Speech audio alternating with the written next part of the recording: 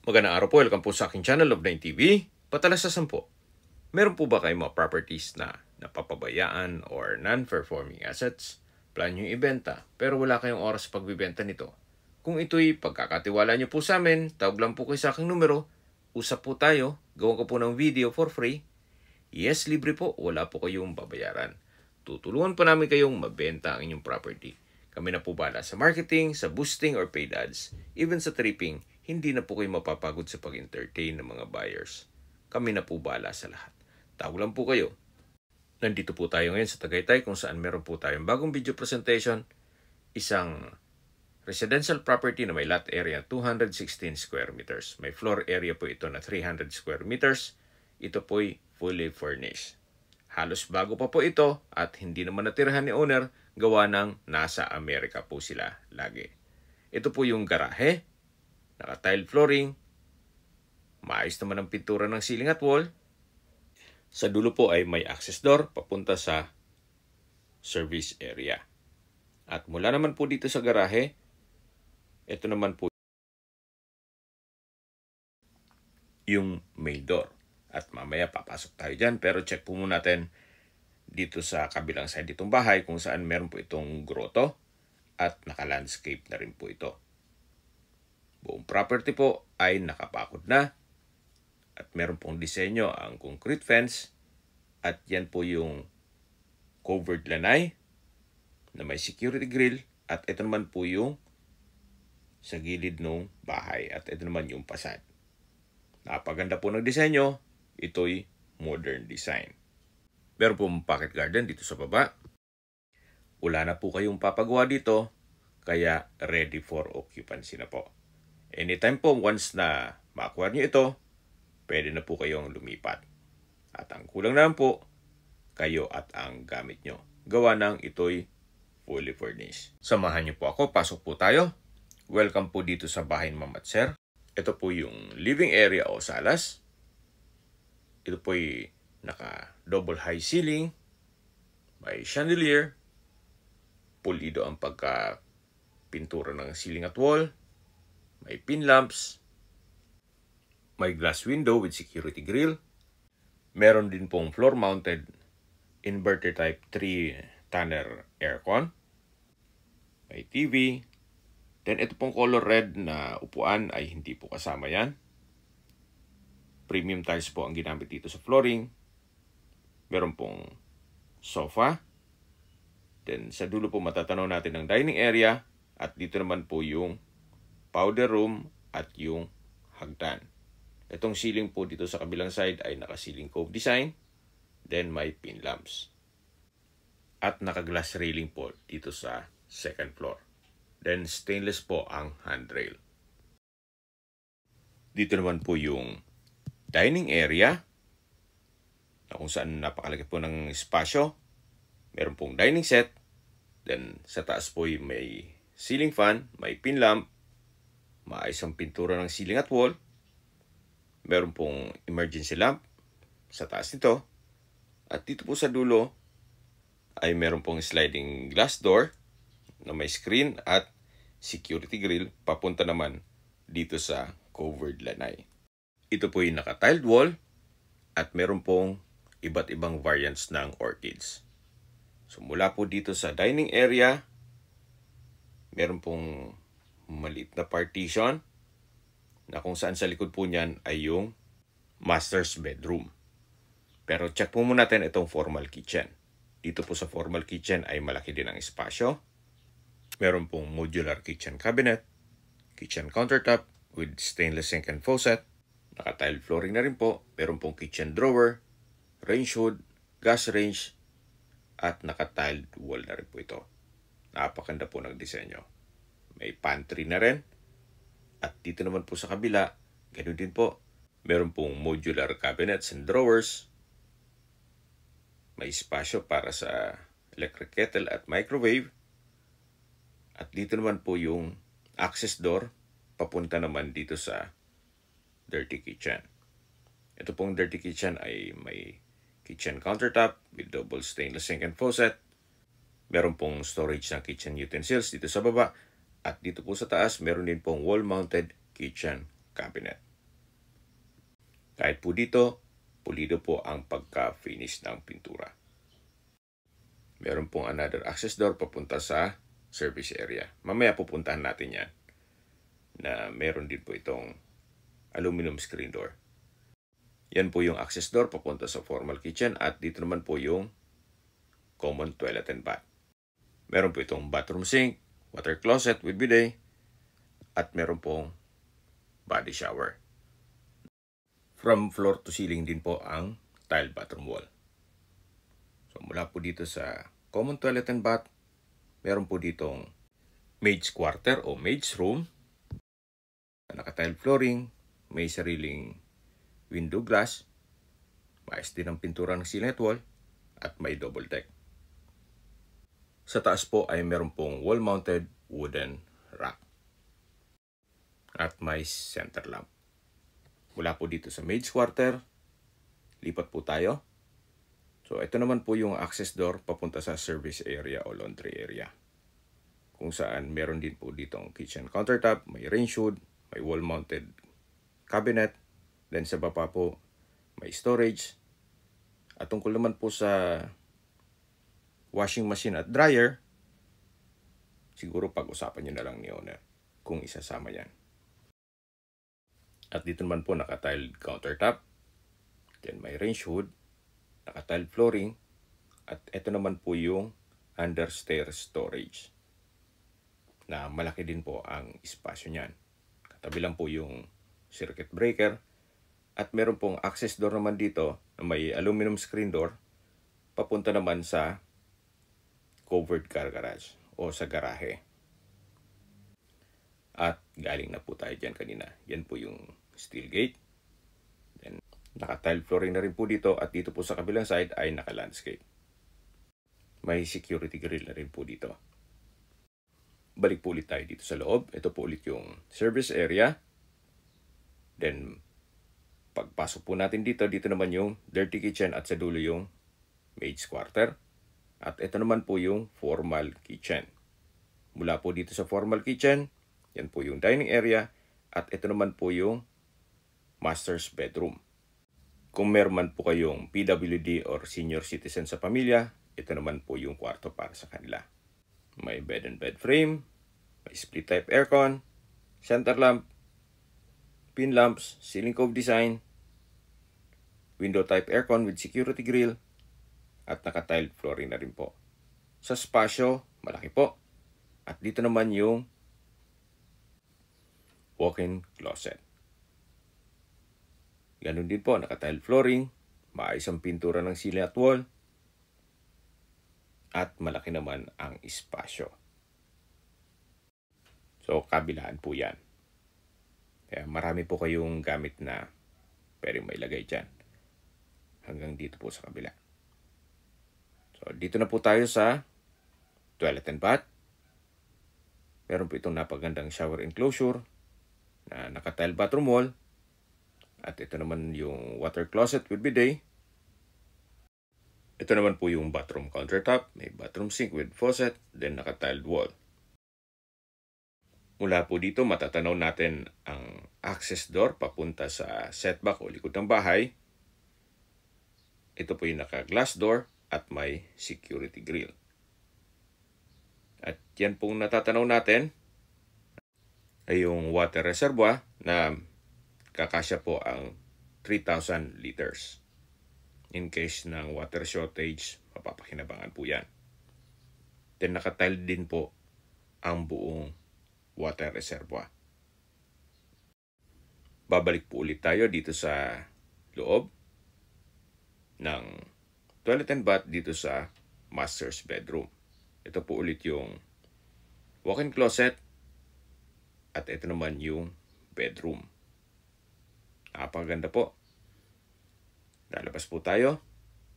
So ito po ulit yung partition na katabi lang ng dining area at ito naman yung access door papunta dito sa covered lanay na napresent ko na po kanina. At yung sa dulo po, yan naman daan papunta sa harapan ng bahay. So balik po ulit tayo dito sa loob. Yan po yung formal kitchen na napresent ko na rin. At dito naman po yung dining at living area. So mula po dito sa hagdan, at mamaya aakyat tayo dyan, pakita ko muna sa inyo yung powder room. Napaganda po nitong disenyo nitong pintuan. Naka wooden and glass door. Sliding po yan. Dito naman po ay may bathroom sink, may water closet with bidet, naka-tile bathroom wall, at may bathroom window. Napaganda po ng disenyo nitong tile bathroom wall. Labas po tayo para akyat na tayo dito sa second floor. Ito pong hagdan ay naka-wooden staircase, glass railing, at stainless handrail. Pero po itong staircase window with security grill, may wooden rack sa kanto, at ito pong staircase wall ay pulido ang pagkapintura. At dito na po tayo sa second floor kung saan ito po yung family area. Napakalaki po ng espasyo. Sa dulo po may glass window, then naka-ceiling cove design, may ceiling fan, may pin lamps, at may sofa. Ito naman po yung open below, may chandelier, naka-ceiling cove design, may pin lamps, center lamp, window glass with security grill, at ito po yung living area. Then matatanaw naman natin yung main door. Napakaaliwalas po, napakaganda ng disenyo nitong property. Mula po dito may access door na may aluminum screen door papunta naman sa balkonahe o terrace, kung saan napakalaki po ng espasyo. Naka-tile flooring, glass railing, at stainless handrail. Mula po dito, matatanaw nyo ang mga magiging kapitbahay, kung saan napakatahimik din po ng lugar. At mas maganda po ang view mamaya pag nasa view deck po tayo. Yan po yung fasad. Napaganda po ng disenyo, modern design. At ito po ay owner's build, kaya hindi po tinipid. Meron pong brick stone design dito sa wall. Then may wall lamp. At mula naman po dito, matatanaw natin yung grotto at pocket garden. Hanggang dito po yung balkonahe o terrace. Balik po ulit tayo dito sa loob. Pagpasok po natin, ito po yung hallway. Then yung family area. At check po natin itong mga kwarto. Kung saan malaki naman po ang espasyo nito. May split type aircon, may bed and bed frame, naka-ceiling cove design, may center lamp, pin lamps, tile flooring, may wardrobe, at meron pong sariling toilet and bath. Dito po sa kanto ay may sliding glass door na may security grill, at ito naman po yung toilet and bath kung saan ito yung naka-sliding door. Then meron po itong bathroom sink, water closet with bidet, overhead shower, at naka-ceiling cove design na rin po. Naka-tile bathroom wall na rin po from floor to ceiling. At same design din po itong wooden and glass door doon sa powder room. Labas po tayo dito sa first bedroom dito sa second floor. Paglabas po natin, matatanaw natin ang family area na napakaliwalas, napakaganda ng disenyo. At mula po dito, lipat po tayo dito sa pangalawang kwarto, kung saan malaki din ang espasyo. Naka-ceiling cove design, may center lamp, may pin lamp, may window type aircon, may sliding glass window with security grill, may drawer, wall-mounted rack, then meron pong storage. May personal na gamit si owner kaya hindi natin mabuksan yan. At mula po dito, may TV rack. At dito naman yung toilet and bath. Naka-sliding door na wooden and glass design. Then naka-tile bathroom wall from floor to ceiling. May water closet with bidet, overhead shower, ceiling cove design, at bathroom window. Tunghayan nyo po itong kwarto bago tayo lumabas. Yan po yung drawer at ito naman yung TV rack. Lalabas na po tayo. So ito pong pintuan ay naka-wooden door. At balik po ulit tayo dito sa family area. Kung malaking pamilya po kayo, pwede na po ito sa inyo.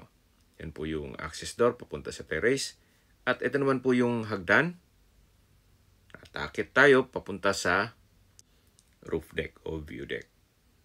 Ito pong hagdan, naka-wooden staircase. Then itong railing ay glass at stainless handrail.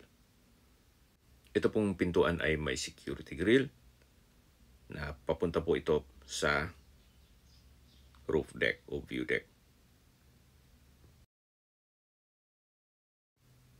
Yan po, napakalawak po nitong espasyo. Dito po may bar countertop. Then sa dulo may wall-mounted cabinet. May sink and faucet. Naka-tile flooring. Aside from dun sa reserva, meron pong water tank. Then sa baba po meron pong drawers and cabinets. May high chair. At naka-tile flooring na rin po. Sa likod po nito ay meron pong toilet and bath. Kaya po nang sabi ko sa inyo kanina, in case ng water shortage, wala pong problema. Aside from this tank, meron pong 3,000 liters na water reserva. Mula po dito, matatanaw nyo ang mga kapitbahay. Napaganda po, napakaliwalas, tahimik ang lugar, sariwang hangin, at malamig po ang klima. Ito po ay nasa mataas na lugar. Ang estimated elevation above sea level ay 2,000 feet. Yan po, tunghayan nyo po ulit itong roof deck. Napaganda po ng setup. May bar at meron pong toilet and bath. Habang naglilibot po tayo at pinagmamasdan nyo po itong kapaligiran, pag-usapan na natin ang distance, location at travel time. Mula po sa Picnic Grove, ang distance is 1.1 km at ang travel time is 4 minutes. Kaya kung magti-tripping po tayo, sa Picnic Grove ang meeting place. At mula naman po sa People's Park, ang distance is 3.7 kilometers at ang travel time is 9 minutes. Mula naman po sa Tagaytay Flower Market, ang distance is 2.9 kilometers at ang travel time is 5 minutes. Mula naman po sa Tagaytay Rotonda, ang distance is 5.2 kilometers at ang travel time is 10 minutes. Sa Tagaytay Rotonda po ay kumpleto na rin gaya ng malls, hotels, restaurants, banks, schools, church, at hospital. Yan po yung lagi kong binabanggit sa aking video na dapat nyo i-consider sa paghanap ng property, yung meron pong malapit na hospital. Hindi ko naman po sinasabing sakitin kayo, yan naman po ay for emergency purpose lang naman. Mula naman po sa Calax, Santa Rosa Interchange, ang distance is 15 kilometers at ang travel time is 20 minutes. Ang Calax po ay connecting South Luzon Expressway, Skyway all the way to North Luzon Expressway at ibang parte ng Metro Manila. Mula naman po sa Manila o sa airport, ang distance is 55.5 kilometers at ang travel time is 54 minutes. Okay, sa presyo na po tayo. Binebenta po ito ni owner sa halagang 17.9 million pesos net. Ibig pong sabihin, si buyer na po ang sasagot sa lahat ng taxes at expenses with regards to documentation. Kung may mga katanungan po kayo, tawag lang po kayo sa aking numero. At sa mga kababayan naman natin nasa ibang bansa, meron po akong Telegram. Sa mga iPhone user naman may iMessage. Meron din pong Imo, Skype, Viber at WhatsApp. Same number lang po. 0917-316-3399. Sa mga nagtatanong naman po ng aming Facebook, meron po kaming Facebook page na Nov9 TV at Facebook Reels video. Meron din pong TikTok at Instagram. Meron din po kami ibang YouTube channel na The Nov9 TV channel at Nov9 TV Listings. Sana po na ibigyan yung aming video presentation. Paki-like and subscribe na lang po sa aking channel para ma-update din po kayo sa aking future listings. Kung sakali po hanap niyo yung mas malaking sukat ng lupa, meron din po kami ibang listings na pwede niyong pagpilian. Huwag po kayong mag-atubling tumawag sa amin, then let us know your budget para malaman namin kung anong property pwede namin ilok sa inyo. Sa lahat pong viewers, subscriber at nagtiwala po sa amin. Salamat po sa suporta. Ingat po kayo lagi at inyong pamilya.